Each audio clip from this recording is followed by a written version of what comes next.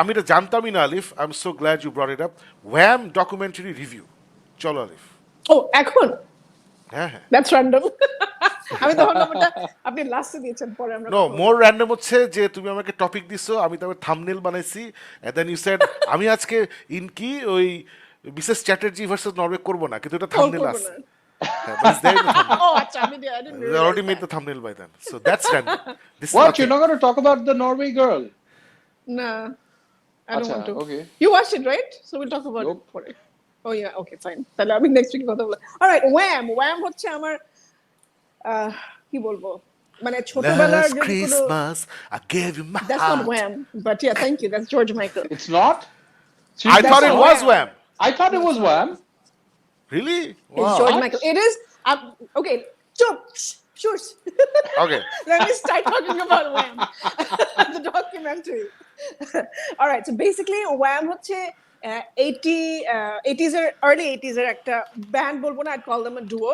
So ওরা দুজন মিলে খুব ইন্টারেস্টিং হচ্ছে অ্যান্ড্রু রিজলিস এবং জর্জ মাইকেল, তারা দুজন অনেক ছোটবেলার ফ্রেন্ড। তারা স্কুল, আই থিঙ্ক যখন তাদের বয়স 12 তখন জর্জ মাইকেল একটা পার্টিকুলার স্কুলে জয়েন করে, এবং ওই স্কুলে টিচার এসে বলে যে এটা আমাদের নতুন স্টুডেন্ট, ওর নাম জর্জ, ওকে কে টেক কেয়ার করবে, ওকে নতুন স্কুলে এসছে, ওর সাথে কে ফ্রেন্ড হবে। তো অ্যান্ড্রু প্রথমে হাত তুলে, অ্যান্ড্রু বলে যে I'll take care of him. ওখান থেকে ওরা এত ভালো ফ্রেন্ড হয়ে যায় যে Andrew was a bigger music fan. ও সারাদিন মিউজিক শুনতো, মিউজিক হতো ওর ইয়ে নিয়ে, কি বলে, পড়াশোনাও ভালো লাগতো না একটা সময় গিয়ে, he was like crazy about music.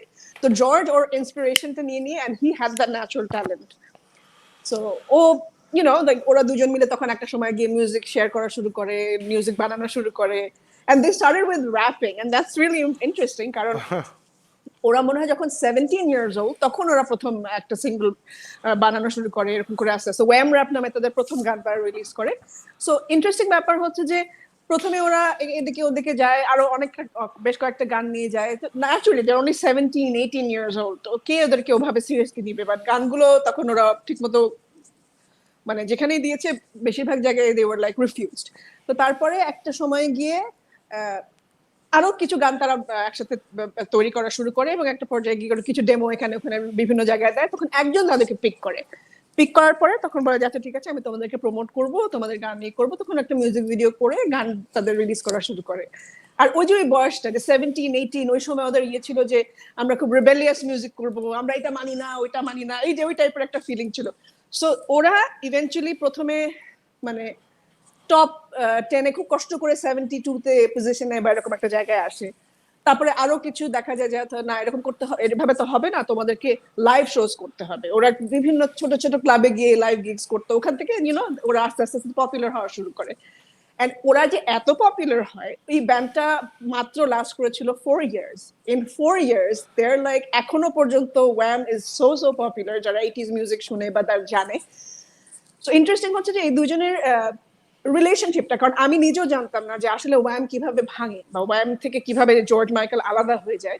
এই ব্যাপারটা আমার খুব জানার ইচ্ছা ছিল, এন্ড এই জিনিসটা আমার খুব ভালো লেগেছে যে ওভার দ্য ইয়ার্স যখন ওয়াম অনেক পপুলার হওয়া শুরু করে, খুব মানে কি বলবো, খুব ন্যাচারালি যে George Michael with his charismatic voice, his performance, his looks, ও ন্যাচারালি হাইলাইটেড হচ্ছিল। Plus he had that talent. ও লাইভে যেহেতু খুব সুন্দর করে গান গেতে পারে, মানে লাইভে he would stand out.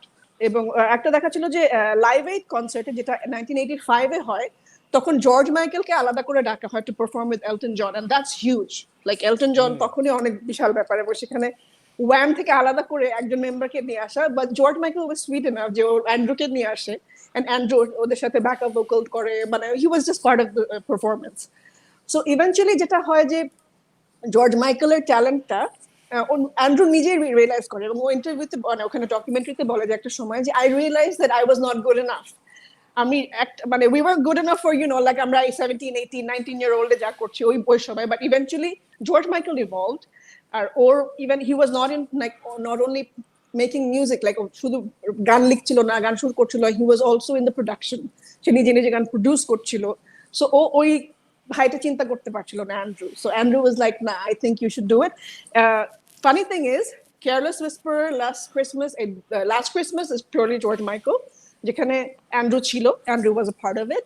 and Careless Whisper তারা দুজনে মিলেই করেছিল, but mostly জর্জেরই ওর লেখা, ওর composition and everything. So that's why Andrew said তুমি এটা তোমার নামে রিলিজ করো. So this is Oh. that's what I was saying. So Andrew was a part of it because ওরা একসাথে কাজ করতো, একসাথে এক ব্যান্ডে ছিল ওভাবে, but basically পুরো কাজটা জর্জ মাইকেলেরই করা. সো এনিওয়ে ওই জিনিসটা দেখে খুব ভালো লেগেছে যে how it was very nice and sweet, কারণ Andrew was a part of it. আমার কাছে একসময় মনে হয়েছিল ওদের মনে হয় ঝগড়া হয়েছে, ওরা মনে হয় কথা বলে না, যেটা হয় ইউজুয়ালি তাই হয় ইউজুয়ালি, হ্যাঁ, বাট এটা খুব সুইট. এবং এখনো পর্যন্ত অ্যান্ড্রু ছিল ইয়েতে, কারণ জর্জ মাইকেল তো 2016 এ মারা গেছেন. এবং ইন্টারেস্টিং হবে যে 1984 এ they had 3 number 1 hits, and the last one George Michael was like Last Christmas তার ডিসেম্বরের গান ছিল, and he was more or less sure যে এই গানটা নাম্বার 1 হিট করবে because it's Christmas song and this and that. কিন্তু interesting ওই গানটা রেডি করে তার 2 দিন পরে ওকে ব্যান্ড এইড নামে একটা বিশাল বড় ইথিওপিয়াতে একটা ফ্যামিন হয় ওই সময়, সো ওইটার জন্য একটা ব্যান্ড এইড একটা গান করে ফিড দ্য ওয়ার্ল্ড. সো ওই গানটাতে কিন্তু George Michael is a part of it. George Michael ওখানে যায়, ওখানে স্টিং আছে, বোনো আছে, সবাই আছে, একসাথে গান করছে. জর্জ মাইকেল ওখানে ইন্টারভিউতে, এটা অনেক আগে একটা ইন্টারভিউ দিয়েছিল, ওই ভয়েসটা শোনায় যে এই গানটা করতে করতে আই রিয়েলাইজড যে I was so greedy যে আমার 3টা নাম্বার 1 আছে, I was looking for the 4th one. ওই 4th ওয়ানটা আর হচ্ছে না বিকজ আমি জানি যে no matter what এই গানটাকে বিট করতে পারবে না বিকজ এটা একটা it has a good cause. এই গানটা নাম্বার 1 হিট হবে, and that's exactly what happens. or number 1 হয় না Last Christmas, but 2020 তে এসে after he passed away এই Last Christmas এসে নাম্বার 1 হিট করে. So eventually এই গানটা যখন নাম্বার 1 হিট হয় তখন বেচারা নাই. So আমার কাছে অসম্ভব, আমি কি বলবো, নস্টালজিক লেগেছে, কারণ এত এই গানগুলো শুনে শুনে বড় হওয়া, এবং এই গানগুলো নিয়ে যে কত সুন্দর ছোট ছোট স্টোরিজ যেগুলো হয়তো আগে জানতাম না আমি. I really loved it. যারা এই ব্যান্ডটাকে বা সিঙ্গারটাকে পছন্দ করেন, please watch it, you'll have a wonderful time. I am so happy Wham নিয়ে একটা ডকুমেন্টারি হয়েছে. ইনফ্যাক্ট আই বিলিভ এই যে কুইন নিয়ে একটা মুভি হলো, মুভিটা আমাদের মোটামুটি লাগছে, বাট এন্ডিংটা we all got emotional, right? So I would much prefer একটা 3 episode documentary series on Queen. In fact, I would love a Netflix by Amazon by Apple, ওদেরকে বলছি, আমি জানি ওরা আমাদের শোটা দেখে রেগুলারলি, যে এই যে যত beloved bands of the 70s and 80s and 90s এদেরকে নিয়ে মেক ডকুমেন্টারি সিরিজের কস্টিং অনেক কম হয়, it's very easy to make, billions of dollars budget লাগে না, সো রিটার্ন অন ইনভেস্টমেন্ট খুব ভালো. So I would love to see Iron মেডেনের উপরে documentary, Judas Priest, Metallica, Megadeth ইত্যাদি, আমাদের সব favourite bands, Ozzy, Black Sabbath. So love to see these documentaries এখনকার দিনে যদি বানায়. So I'm so happy যে ওয়াম নিয়ে একটা ডকুমেন্টারি হয়েছে. ওয়াম obviously আমি not a ইন্টারেস্টিং শাকিব ভাই. বলো. হ্যাঁ, সরি শেষ করেন. আচ্ছা, শেষ করেন. না বলো, অসুবিধা নেই. না, বলছিলাম যে warm was the first international act to perform in China. চায়নার মতন একটা দেশে যেখানে ইংলিশ বোঝে না, কিছু না, এবং ওদেরকে জিজ্ঞেস করা হয়েছিল why do you think এত রক স্টার আছে, এত কিছু আছে, তোমরা কেন গিয়েছো? তো বলে রক স্টাররা তো ওখানে যেতে পারবে না বিকজ ওদের মিউজিকের সাথে আমাদের সাথে তো নাচা যায়, আমাদের সাথে তো উই লাইক দুষ্টামি করছে, we better looking with this and that. So rock star যে ব্যাপারগুলো আছে like the things that they do on stage, ওই জিনিসগুলো তো আমাদের নাই, আমরা একটু নর্মাল ওরকম ব্যাপার আছে আমাদের মধ্যে, পপ আমরা গান করি, সো আমরা এই জন্য মনে হয় ওই ইয়েটা করতে পেরেছি. তো আমার কাছে খুব ইন্টারেস্টিং লেগেছে. আই ডিডন্ট নো যে warm was the first international act চায়নার জন্য. Very interesting. না, এটা আমি অবশ্যই এটা দেখবো. আমি obviously not a pop fan, so not a warm fan, but যেটা হয় যে growing up in the 90s বাংলাদেশে ফ্রেন্ডরা শুনতো, এই গানগুলো শুনতো, এবং লাস্ট ক্রিসমাস গানটা আমার খুব পছন্দের, বিউটিফুল সং, খুব সুন্দর একটা গান. But Alif, it's credited, last Christmas গানটা is credited as Wham, it's not credited as George Michael. I know, but it was released as George প্রথমে Michael. যে আমাকে No. যে এই উই কি নো. It's George Michael. আমি আপনাকে কি বললাম স্টোরিটা? না, চলো বাংলাদেশ গানটা আমার, কিন্তু it's a cryptified song. No, it was really, I know, আমি তো আপনাকে গল্পটা বললাম, তাহলে আপনি গল্পটা শুনেন নাই. This is what happens আপনি যখন ট্রেন ব্ল্যাক করেন, তখন you should have আমি তোমার কথা শুনেছি.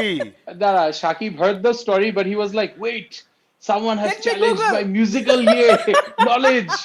Google, Yes. come. I have Googled. এই যে Point. 98 single by Wham. Wikipedia. আমি জানি না. Henry Cavill will be কি বলে, হেনরি ক্যাভিল উইকিপিডিয়াকে ডিস করে যে এনিবডি ক্যান চেঞ্জ ইনফরমেশন দেয়ার. আপনি এটা আমাকে দেখালে হবে না তো. ঠিক আছে. না, এই it pop is Oh, Wham. okay. Like I said, না it আই is Wham. না আই এগ্রি পপ মিউজিকে আসলে সবসময় ক্রেডিট নিয়ে মারামারি করে সো ইট মেক সেন্স আমাদের রক মিউজিক এসব হয় মেটাল এগুলো হয় না খালি এই পপ মিউজিকই হয় মারামারি কাজ্জা Uh, Because we're unless friendly, এই জন্য ঝগড়া করি। হ্যাঁ হ্যাঁ হ্যাঁ I'm sure.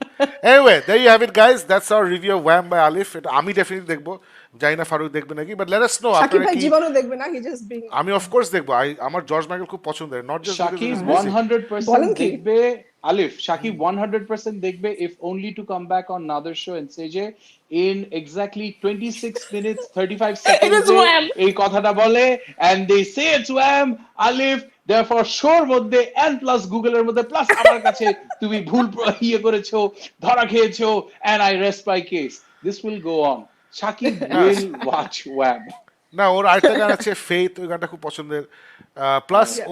ও যে মারা যাওয়ার পরে lot of stories came to light যে হাউ সে খুবই হেল্পফুল ছিল he was a সে মানুষকে incredible human being randomly Yeah, yeah. মানুষকে টাকা পয়সা দিত যাদের টাকা পয়সার দরকার হেল্প আউট করতো so is a very good human being not just a great yeah musician yeah yeah so মানে অবশ্যই এই টাইপের মানুষের জন্য সবার শ্রদ্ধা থাকা উচিত এই টাইপের জনরা পছন্দ করি বা না করি ওটা secondary so definitely I am so happy Wham নিয়ে একটা ইয়ে হয়েছে documentary হয়েছে and I hope Netflix এটা যদি খুব পপুলার হয় তাহলে definitely we'll see more of these and I'd much Yeah. rather watch documentaries on artists and bands rather than একটা movie